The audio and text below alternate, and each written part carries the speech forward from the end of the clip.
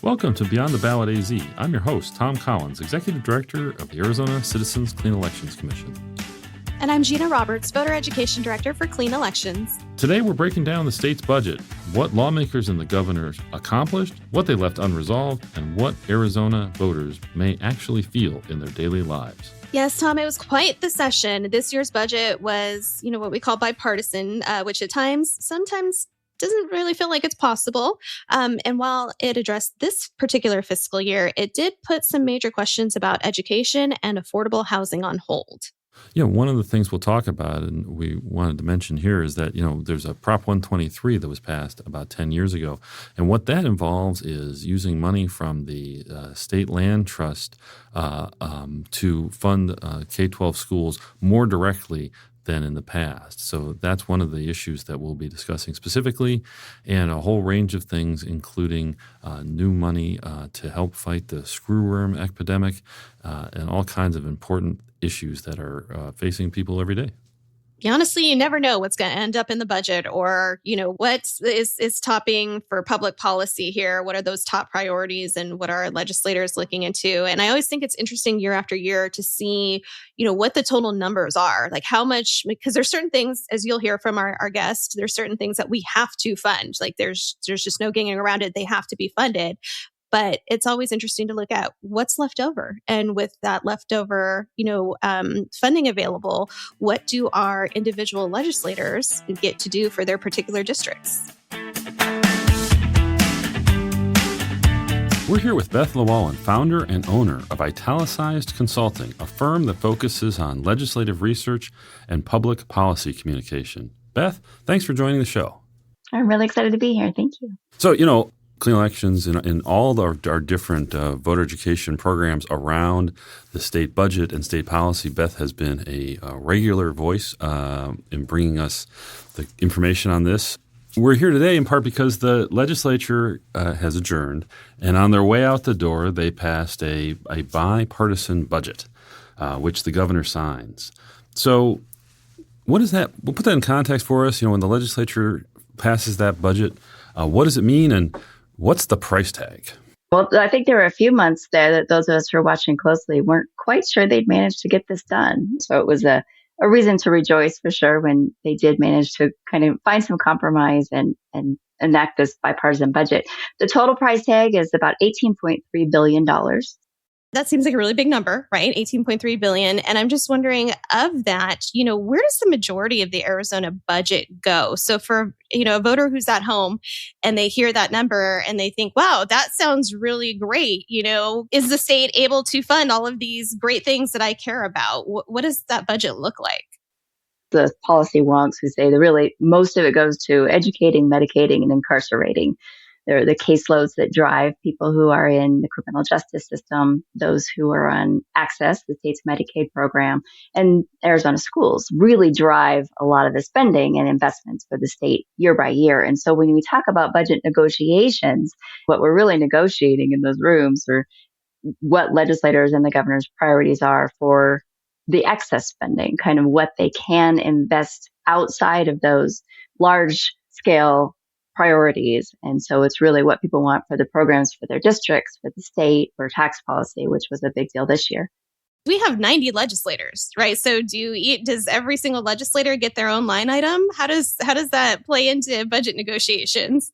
They did try that. I believe it was last year where legislators really got to kind of come in with their own checklist. And this year they just didn't have the extra revenues to make that happen. And so the way it works is really would not make good television. It's a few people in a room with really smart economists and budget staff, and the room is not all that pleasant. It's an old building where they sit and talk about what tax dollars are coming in, what they'll have. It's very important at the beginning of the legislative session when, especially the Republicans, who right now are the majority party, they elect a leadership team. And they have a lot of power throughout the year, but really the budget negotiations are where that plays out. Those are the individuals that are in the room with the governor and the governor's team negotiating on behalf of their whole caucus, all the Republicans in the House and the Senate, what the priorities will be. And so then once they've come to their agreement, they go out to the rest of those 90 legislators in both parties, and they have to sell it of here's where we got what you wanted, here's where we had to kind of compromise. And so you saw a lot of that in a big rush at the end of session once those legislative teams of Republicans negotiated the agreement with the governor. Who's getting in that room to try to get their message through? Like, is that where lobbyists are trying to talk to those leaders and the governor to get their priorities in? Are they talking to members outside after that deal comes out?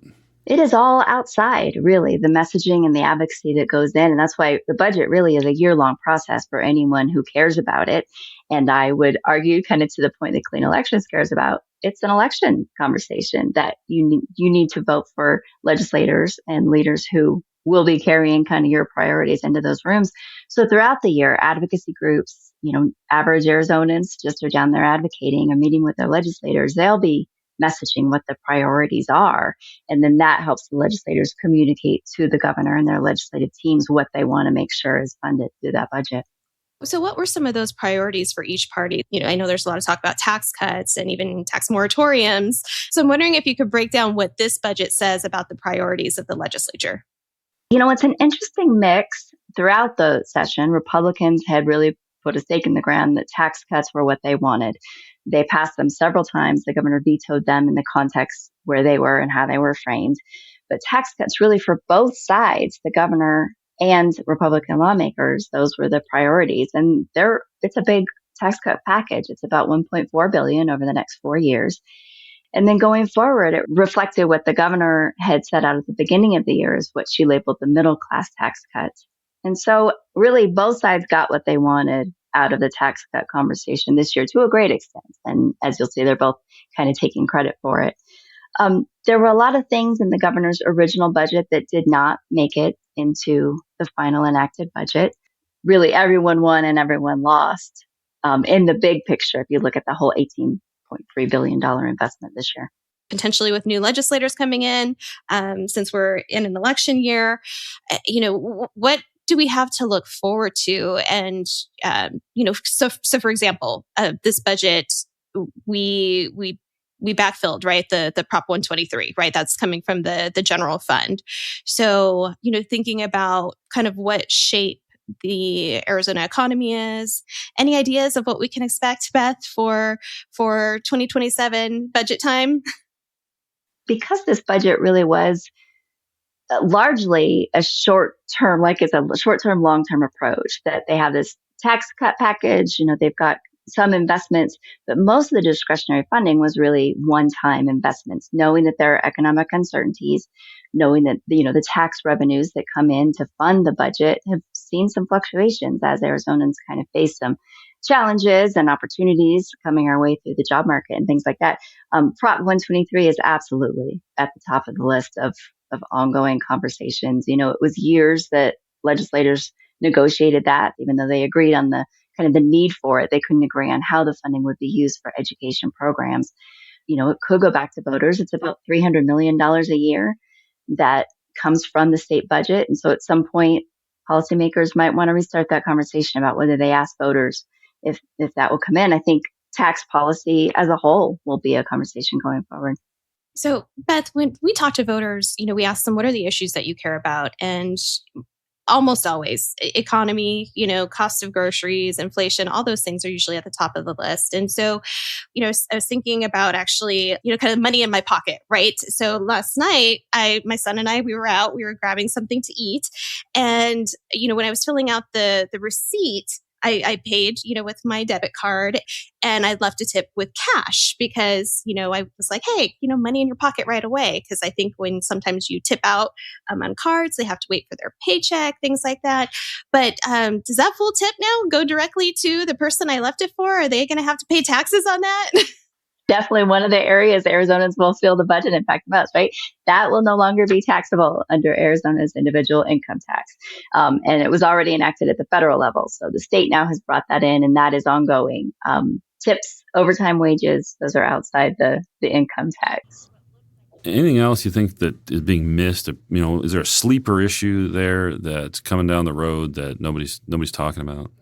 I think the Colorado River litigation, I mean, people are talking about it, but I think that'll continue to escalate. I think the screwworm threat is kind of fascinating for those of us who, eat and care about the agricultural industry in Arizona. I think there are just so many little line items in this budget that, I mean, really from birth to death, there's something that will impact people. And so I guess I just circle back around to what Clean Elections' mission is. Elections matter for every line item in the budget going forward. And so I think Arizonans, helping communicate to their policymakers, those who are in office and those who are running for office, what matters to them, I think is the most direct way to make sure that their perspective and their experience is reflected in what comes out in the next 18 point whatever $billion budget. Thanks for listening to Beyond the Ballot AZ. I'm Gina Roberts. And I'm Tom Collins. We'll see you next week.